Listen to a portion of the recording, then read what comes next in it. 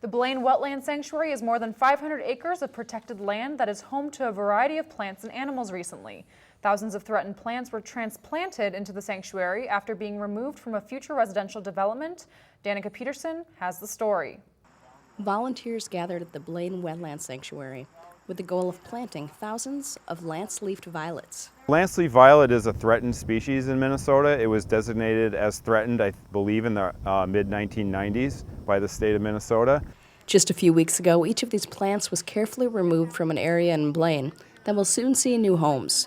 So we estimate that today we have salvaged approximately 6,000 to maybe 8,000 plants. They come from two populations about a mile from here to the northeast that are associated with a residential development that was recently permitted. Jason says that the developer helped make this happen, even though it meant more time and more cost. Working with the Anoka Conservation District and the Minnesota DNR, they were able to get the first permit of its kind to allow the transplanting of this plant. Within the Anoka sandplain, which is where we're working right now, it's one of maybe 25 wetland species that are listed as endangered, threatened, or special concern. And they all these species kind of associate with each other. They all occur within the same habitats.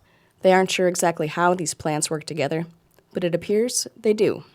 I think that any one population or maybe even any one species, it's hard to make a hard and fast argument. Well, this lance-leaf violet is a cure for cancer, or is a key species for a key pollinator that pollinates our crops. It's not about just any one species, it's about biodiversity. The volunteers set up at designated places throughout the sanctuary, keeping a close count on how many plants were going into each space, replanting each violet one at a time. With the protection of this first population and the transplanting of this first population, it's a step in the right direction of protecting biodiversity here at the Blaine Wetland Sanctuary and in the greater landscape. For North Metro TV News, Danica Peterson reporting. Jason said that the violets bloom in May, so you can expect to see portions of the boardwalk lined with the plant next spring.